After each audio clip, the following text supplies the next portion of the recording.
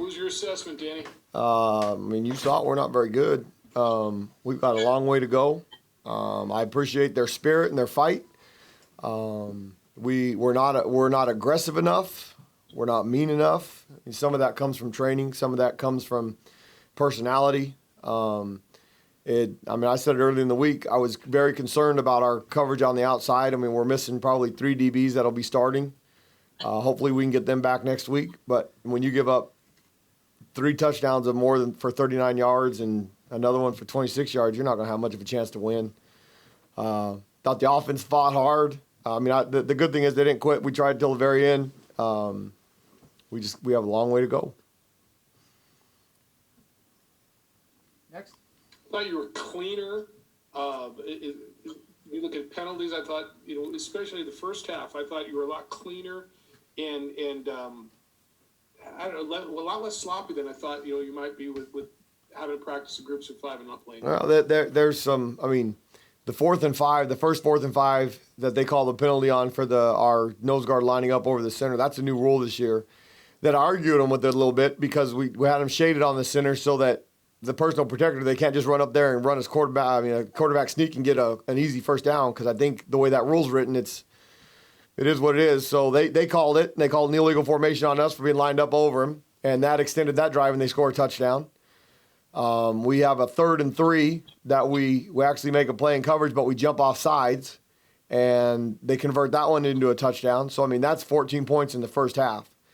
And then the two that hurt, I mean, we tie the game at 21. We get a dumb penalty at the end of the kickoff that gives them 15 more yards of field position, so they drive down and kick a field goal. And then we get the ball on offense, and we have a 2nd and 1, and we end up a 3rd and 6 and don't convert. And then we give up a big, long touchdown in cover 2. And I think it kind of broke our spirit a little bit. I thought the kids were fighting and fighting hard. I thought it was a great game for three and a half quarters. And then we give up a couple big plays. Now, I think Coach Brennan, they're doing a great job there. And I think he was being nice to us with about 2.5 minutes to go. They were just running the clock and going to let it run down. And I called a timeout, stop the clock to get our offense back out there. And that was more, we're not going to quit. We're not going to give in. We're not going to take, there's no moral victories, but we're going to fight until the very end. And as soon as they learn that no matter what the situation is, you can't worry about the scoreboard sometimes. You just have to go there and fight and be aggressive. I don't think we're aggressive enough. And some of that comes from training and some of the ways we've had to.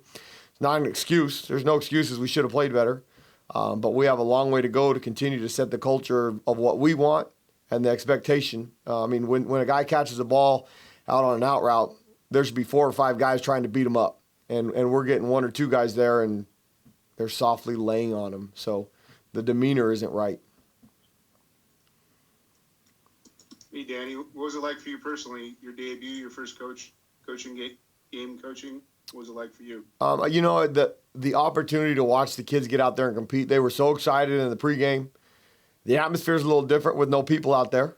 But once the game kicked off, you didn't notice. You couldn't tell. You could hear the other side screaming, and you could hear our guys screaming. You could actually talk to your kids during the game. That was a little bit different. But the opportunity to watch them play and everything that we've been through since I was hired December 17th, and then we got together the first time as a team on January 8th, they've been through a lot. And I was excited for them to have the opportunity to go out there and play a game. And I told them in the locker room, it ought to hurt like heck in their gut because it's a 16th straight loss for our school and conference. So that feeling should just sit in your gut and hurt. And the only way to get rid of it is just come back tomorrow to work and get ready to play the next one. Now, I gave them I told them in there, we'll figure out tomorrow's schedule tomorrow because I'm not 100% sure what it is. It's just one more door we got to knock down, and that's fine. Their spirit will be fine, and we'll be ready to compete next week. And if we can get a couple more players back, hopefully we can be a little bit more competitive.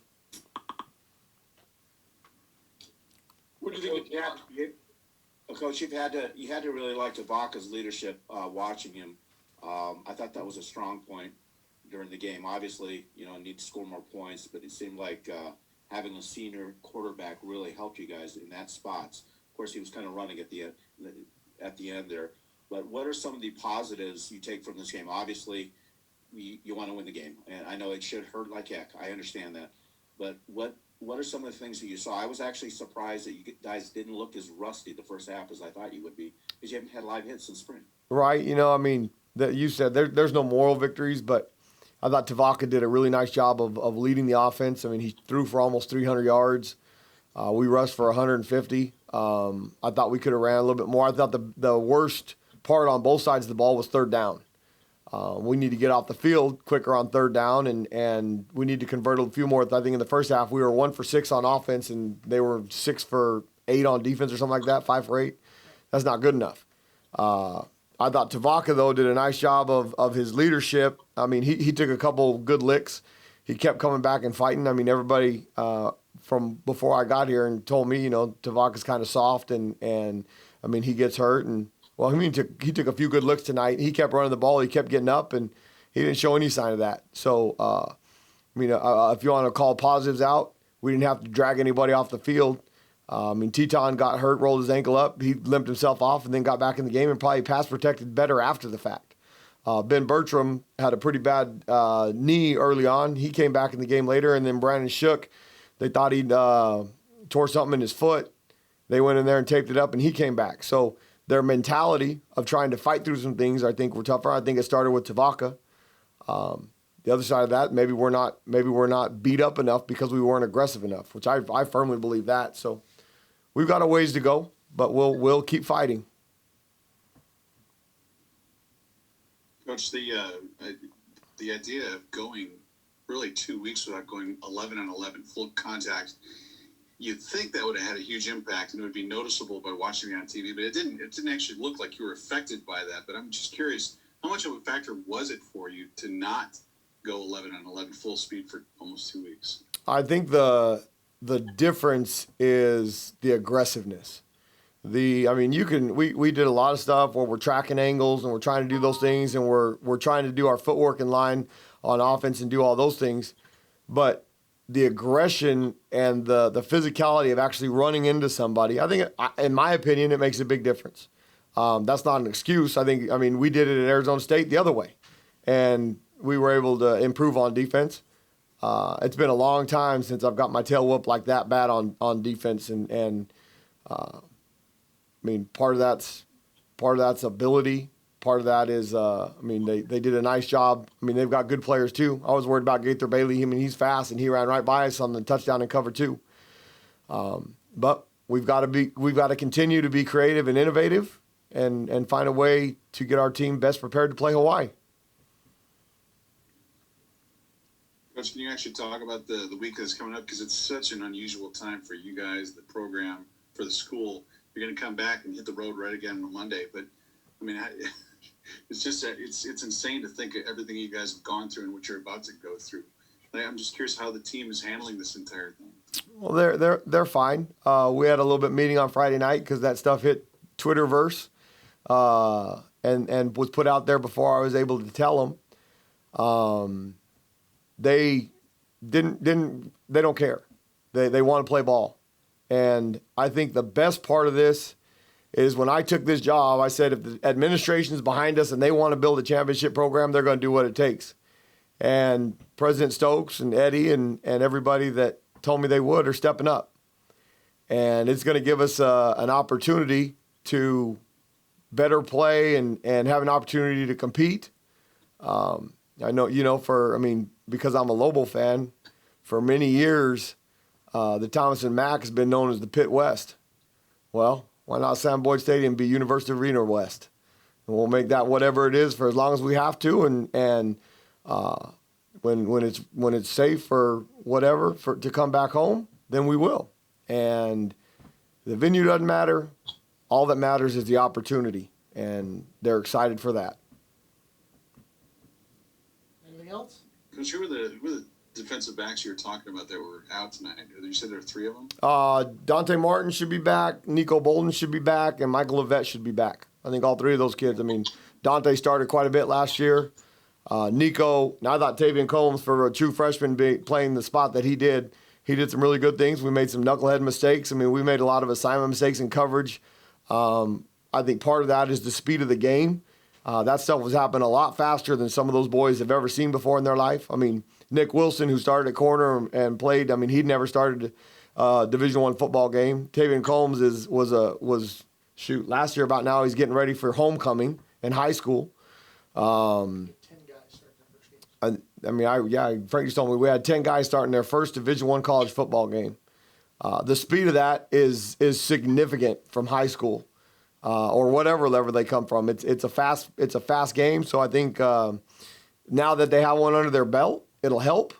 They'll be a little bit better prepared for how it's going to happen next week. And then as coaches, we got to give them a plan that can give them a chance to be successful. Danny, what'd you think of the offensive line? I thought the first half they played pretty well. The second half, I thought Tavaka was spent the majority of the time running for his life. Did they do anything differently, or what did you think? No, I mean, we got down by 18 points, and I think Tavaka was running for his life because they could pin their ears back, and now they weren't having to worry about some of the stuff we were doing running the ball. So, a little bit of our pass protection got exposed. We're not a drop back air raid team, so a lot of the play action stuff that we come off of when we have to drop back, we can. But if you're gonna drop back with the threat of no run, it's pretty easy to get pressure on the quarterback, and that's kind of what happened. I thought Tavaka did a great job of eluding some of that. There was a couple times that he might have been able to run for a few more yards, but that last drive they kept dumping off to Bryson. I thought Bryson did a great job. We've got to fix some mistakes. We fumbled the one ball, the kickoff return early on in the game where we get the ball on the 8-yard line. We can't do that. We had the misalignment on the 4th and 5. We can't do that. Now, that's my fault. That's a coaching error. So we'll continue to converse that to make sure that we get it right. But that's not on them. We can't jump off sides. And then, our O-line, if they protect him like they did early on, we'll continue to make progress and be okay. But he stood back there and took a few shots at the end of the game, and he kept getting up. So, that's a really positive sign for Tavaka and for our football team. Coach, you've talked about Erickson before, the freshman stepping up. Just talk about his performance there. I thought Andrew did a great job. Our wide receivers ran by their corners a couple times. We just didn't get it. A couple of them completed for touchdowns. I thought that was a big time play. Both the 4th down and 5. That was kind of the going for that. If we wouldn't, nobody's talking about it right now, but if we wouldn't have made it, that would have been the first question I'd had to answer. Why did we go for it? Because we're trying to instill the mentality that we're going to play this game to win. We're not trying to stay close. And we weren't slowing them down significantly on defense at that point yet. So let's stay in the game and take our chances to have a chance to win. And they converted. Andrew did a great job of getting open, and then the long ball, he did another great job of getting open, and Tavaka threw it on the run and connected. So for a walk-on kid like that to step up, he's making himself worthy. And when that happens, usually they get scholarships around here. So I'm proud of him for that. I think Tony Collier is another DB that should be back that would probably be starting next week. So we're excited to get some of those kids back. But to answer your question, I thought Andrew did a great job. All right, anything else? All right. Thanks, Coach. Thanks, guys. Appreciate it. Go Lobos.